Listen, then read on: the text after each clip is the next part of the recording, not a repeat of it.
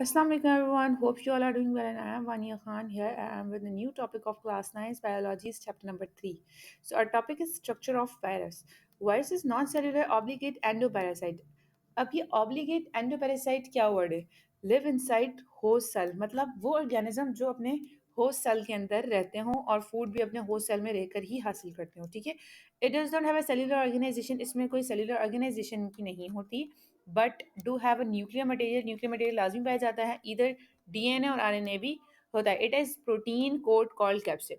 अच्छा जी, इस बात को लाजमी याद रखना है कि ये जो टॉपिक और ये पैरा मैं आपको पढ़ा रही हूँ, ये पैरा एमसीक्यूज के वजह से बहुत ज़्यादा इंपॉर्टेंट है, क्योंकि अक्सर क्वेश्चन ऐसे आते हैं वायरस इज डैश और नीचे 4 ऑप्शन दे दिए जाएंगे आपको जिसमें नॉन सेल्यूलर भी होगा, तो लाजमी इस बात को याद रखना है। Endoparasite virus are dash. अब क्या है, एंडोपैरासाइट है, एक्टोपैरासाइट है, नीचे क्या क्या चीज ऑप्शन दिए हैं उसमें आपको पता होना चाहिए कि एंडोपैरासाइट है क्या मतलब, इनके होस्ट सेल में रहते हैं। इस तरह से किस चीज़ के अंदर अगर सेलुलर ऑर्गेनाइजेशन नहीं होती तो नीचे ऑप्शन में आ जाएगा वायरस के अंदर नहीं होती। और क्या क्या पाया जाता है इनमें, न्यूक्लियर मटेरियल डीएनए आरएनए पाया जाता है। और जो इसकी प्रोटीन कोड होता है वो क्या होता है, कैप्सिड होता है, ठीक है। और कैप्सिड क्या चीज़ कहलाती है ये भी पूछा जा सकता है, तो वो क्या होता है, प्रोटीन कोड होता है। इस तरह से करके एमसीक्यूज भी आ सकते हैं। That includes the nucleic acid. It reproduces only inside the host cell, ये बनते भी इनसाइड होस्ट सेल के अंदर ही हैं और खाना सब कुछ ही मतलब जितना फूड भी जो हासिल करते हैं वो अपना होस्ट सेल में रह के करते हैं। Due to its non cellular nature, इनकी नॉन सेल्यूलर नेचर की वजह से it can not be placed in any 5 kingdom. इनको किसमें 5 किंगडम्स में नहीं रखा गया। It cause number of diseases in plants like tobacco, mosaic disease etcetera, and animal like cold flu, dengue, polio, hepatitis AIDS etcetera. इसमें क्या होता है, इनकी जो है ना नंबर ऑफ डिजीज जो कि प्लांट्स में पाई जाती हैं, ठीक है। प्लांट्स में कौन सी डिजीज होती है, टोबैको मोजाइक डिजीज होती है, ठीक है।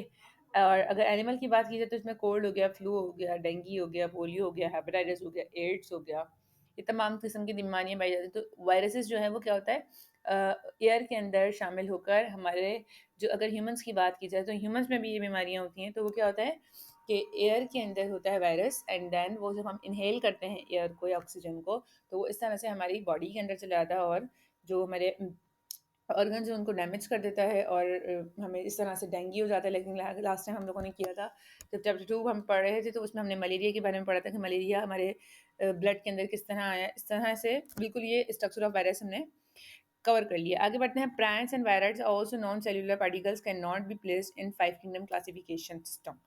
प्रायन एंड वायरॉइड्स ये क्या चीज़ है भाई, ये इसी की कोई एक प्रॉपर्टीज़ हैं, ठीक है। ये भी क्या है, नॉन सेलुलर पार्टिकल हैं और इनको भी 5 किंगडम क्लासिफिकेशन में नहीं रखा गया, ठीक है।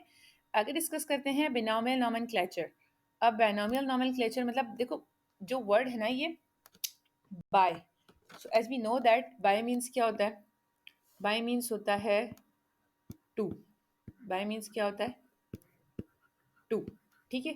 और नॉमियल नोमेनक्लेचर, नॉमियल मीन्स नेमिंग, तो मतलब नेमिंग करनी है, ठीक है। अब किस तरह, Carolus Linnaeus Swedish naturalist and explorer who was the first to frame principle for defining nature, genera and species organism and create a uniform system for naming them. क्या किया है, जेनरा और स्पीशीज को मिलाकर जो है वो साइंटिफिक नेम बनता है। जैसे अब इंसान है, ह्यूमन बीइंग है, तो ह्यूमन बीइंग का क्या बन रहा है, होमो सेपियन बन रहा है। तो होमो जो है वो हमारा जेनस हो गया और स्पीशीज में हमारे पास सेपियन आ गया, तो इस तरह हमारा साइंटिफिक नेम रेडी हो जाता है। The advantage of scientific over common names are that they are accepted by speaker all languages. अब ये इसका फ़ायदा क्या है, जो बायनोमियल नोमेनक्लेचर है इसका फ़ायदा क्या है, जब भी साइंटिफिक नेम मतलब साइंटिफिक वे के अंदर ले लें आप या फिर साइंस वे के अंदर जितनी भी चीज़ें आएंगी ना, उसमें हम एक मखसूस एक लैंग्वेज दे दी गई है जिसके नाम से अगर हम बुलाएंगे तो वो ईजिली तमाम लैंग्वेजेस को समझ में आएगी कि किस चीज़ की बात की जा रही है, ठीक है। As common names cause many problems to identify the organism as different reason.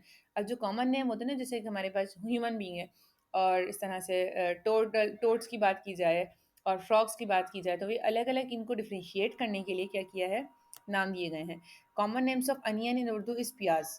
अगर अनियन की बात की जाए, एग्जाम्पल दिए हैं तो डिफरेंट लैंग्वेज की, तो अगर अनियन को उर्दू में क्या कहते हैं, प्याज कहते हैं, but in other region is also known as genda and basal.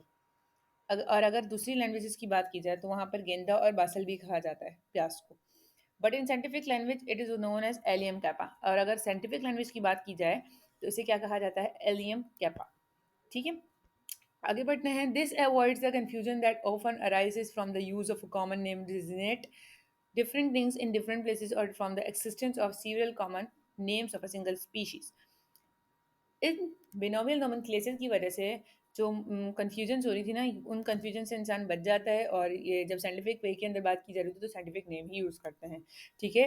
Biological name of some plants and animals, onion plant का जैसे बता दिया है एलियम कैपा, मैंगो प्लांट का बता दिया है मैग्नीफेरा इंडिका, नीम प्लांट का बता दिया है आज़ादी राक्टा इंडिका। एनिमल्स की अगर बात की जाए तो फ्रॉग का आ गया हमारे पास राना टिग्रीना, कैट का आ गया फेलिस कैटस, और हाउस फ्लाई का आ गया हमारे पास मस्का डोमेस्टिका। तो ये जो तीन तीन नाम दिए हुए ना, इन नामों को भी लाजमी याद रख लीजिएगा, बिकॉज ये भी एमसीक्यूज के हवाले से इम्पॉर्टेंट होता है। ज़्यादा नहीं, जो दिए हुए वही बहुत हैं। और ह्यूमंस का कर लिएगा, होमोसैपियन हो गया इस तरह से ना। फ्रॉग का तो हमें भी आता ही है। Through a system of nomenclature in which each species or animal, plant, and other receives a new of two terms, of which the first identifies the genus to which it belongs and the second and to species itself for the scientific name. अब इसमें अगर बात की जाए तो इन nomenclature की वजह से क्या होता है, जितने भी एनिमल्स हैं अब प्लांट्स हैं, वही बात दोबारा करिए कि इनकी दो दो टर्म्स ली गई हैं, एक जेनस से और एक स्पीशीज से, तो इन दोनों को मिला के क्या बनाया गया है, साइंटिफिक नेम बनाया गया है। अब प्रिंसिपल क्या है भाई बायनॉमियल नॉमनक्लेचर की, थोड़ा सा प्रिंसिपल को भी डिस्कस कर लेते हैं। Some of the rules which are universally adopted for writing scientific name of species are, अब रूल्स बताए हैं कि इसको किस तरह बनाया जाए, ठीक है, और किस तरह राइट डाउन किया जाए। Scientific name of any organism, किसी भी ऑर्गेनिज्म का साइंटिफिक नेम अगर लें, शुड बी इटैलिकाइज्ड व्हेन प्रिंटेड, अगर आप लिख रहे हैं या आप उसको प्रिंट कर रहे हैं तो such as homo sapien, and when hand written they underline, अगर आप हाथ से लिख रहे हैं मतलब हैंड राइटिंग से करते हैं तो वहां पे क्या हो जाएगा, अंडरलाइन करना है आपने फर्स्ट वर्ड को, ठीक है। जो फर्स्ट वर्ड है नेम होगा जेनरिक, जेनस से लिया गया तो वो कैपिटल होना लाजमी है, और सेकंड वर्ड क्या होना चाहिए, वो कैपिटल नहीं होना चाहिए, मतलब वो स्मॉल होना चाहिए। अब जैसे होमोसेपियन का जो एच है वो कैपिटल है, और अगर सेपियन की बात की जाए तो सेपियन का एस जो है वो स्मॉल है। बिल्कुल इसी इसी वे के अंदर जो है ना लेकर चलना है। When the scientific name is written first time, it is written full. But when it is repeated several times, it is abbreviated. अगर बात की जा रही हो साइंटिफिक नेम को पहली मरतबा पढ़ रहे हो या लिख रहे हो तो आपने उसको पूरा लिखना है, ठीक है। लेकिन अगर वो एक पैराग्राफ के अंदर दो या तीन मरतबा दोबारा आ चुका है और आप दोबारा उसको रिपीट कर रहे हो, तो वहां पर आपने क्या यूज़ करनी है, एब्रीवेशन यूज़ करनी है, जैसे कि ह्यूमोसेबियन की जो एब्रीवेशन हो जाएगी वो क्या हो जाएगी, एच एस। बिल्कुल इसी तरह आगे बढ़ते हैं। Scientific name of the red rose is rose indica. अब अगर साइंटिफिक नेम की बात की जाए रेड रोज की तो उसका नाम होता है rose indica, rosa indica. It is abbreviated, it is abbreviated as R indica, तो इसे क्या कहते हैं, आर डॉट इंडिका, अगर इसकी एब्रीवेशन की जाए। Sometimes the author names appears after species names, which means the species was described by him. For example, mango plant, so Magnifera indica, it means Magnifera indica was first described by Linnaeus. अच्छा, ये भी MCQs के हवाले से बहुत ज़्यादा important है कि अगर बात करें मैंगीफेरा इंडिका जो है वो किसने डिस्क्राइब किया था फर्स्ट, तो लाइनेस ने किया था, ठीक है। Use internet search scientific name of potato, मटर, चाइना रोज एंड डॉग, इनके साइंटिफिक नेम बताने। तो आप ये आपके लिए समझें एक समरी है।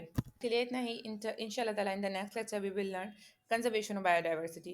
So if you like my video, so share it, like it, comment it, and don't forget to subscribe my channel. Thank you.